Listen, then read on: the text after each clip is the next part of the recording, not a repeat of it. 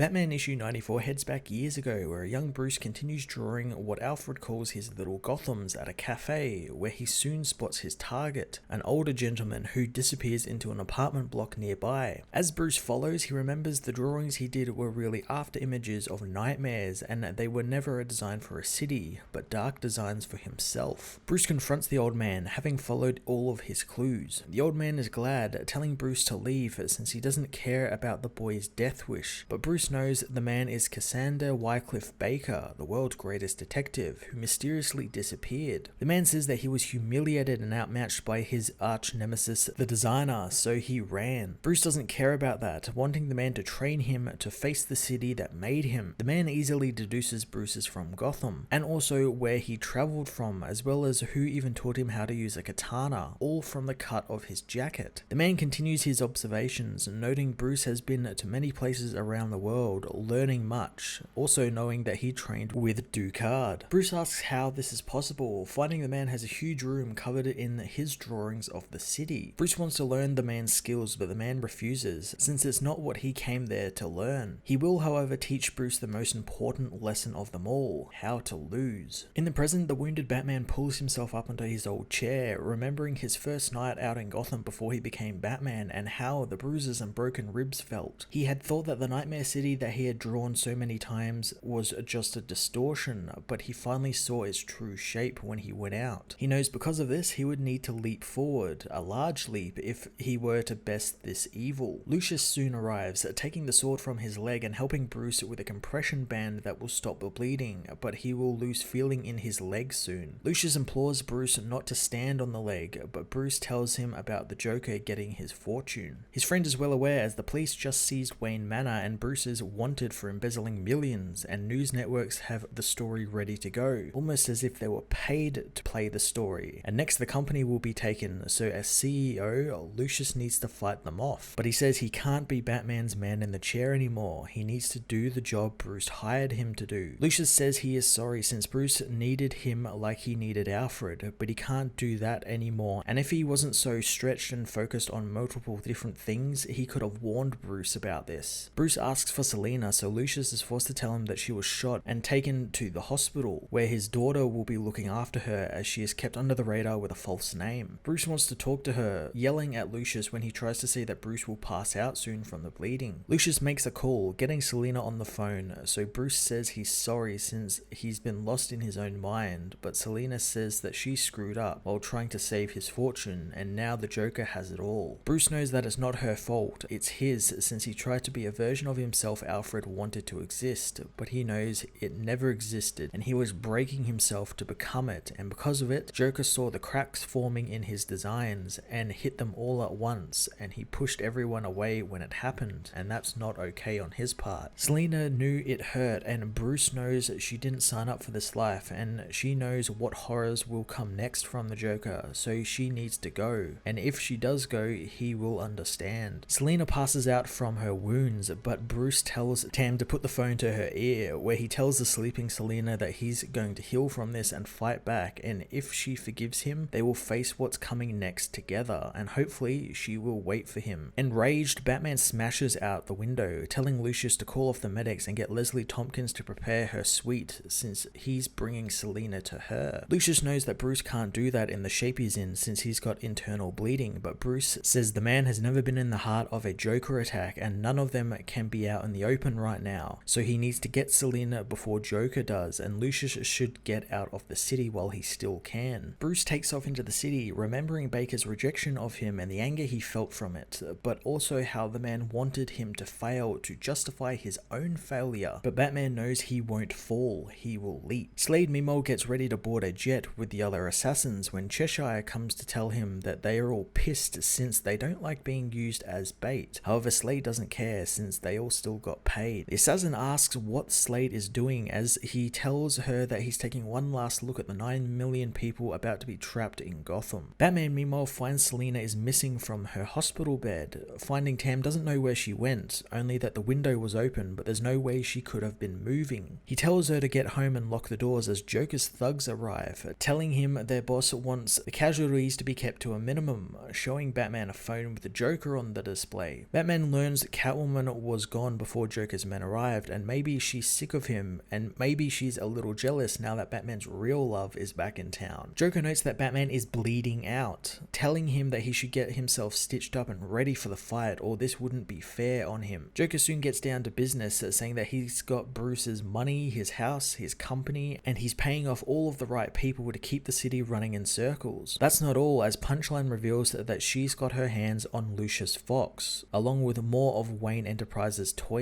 Joker knows that Batman is used to fighting him with a literal toy factory at his disposal, but now he's all alone and he has no family, and it's not looking good for him. Joker says that he has the design for the city, and it all starts right now as his men open fire as Batman dives out of the window, escaping the gunfire. Selina meanwhile awakens in the company of the Penguin, who rescued her from Joker's men. He learns the designer is dead and Joker was playing them all along, and because of that information, Penguin says that Selina is allowed entry into his private lounge. Heading into the room, Selina finds that it is filled with all other villains as Oswald welcomes her to the cool room, and the doctor will make sure that she heals. Selina wants to leave, but Oswald says that they are in full lockdown since it's a Joker attack and thousands might die in the city. However, the villains are sitting this one out. However, if she wants to place a bet on which neighborhood will go first, she can. Scaling a building, Batman remembers Alfred telling him to pull his city designs together and show them to people, but he already had, since he had been designing Batman since his first night, but without him he tried building the utopia Alfred saw, but ended up building his nightmare city instead. Grappling up to a crane, he knew Alfred wanted him to become more, so he could take the next leap and not fall. He asks his friend for a signal to take the leap, and lightning crashes, lighting up the sky like a bat signal, so Bruce knows that he has to become a better bat. Batman issue 94 was a fantastic final push, as the next issue we arrive in the much anticipated Joker War. I enjoyed seeing Bruce's early journey to find the man, design a beat, as well as the valuable lesson he learned from the man, not just about how to face problems, but also about the sketches he would make of the city, or what he wants Batman to be. It's also really lovely to have a writer use his own words on Batman and Catwoman's relationship and actually have them talk to one another for a little bit, not resort to silence or crappy poems. I'm very much looking forward to Joker War now that Batman is very truly alone and at odds that he's never really been at before, so really looking forward to seeing what Joker has in store for him. I'm going to give this issue a 9 out of 10.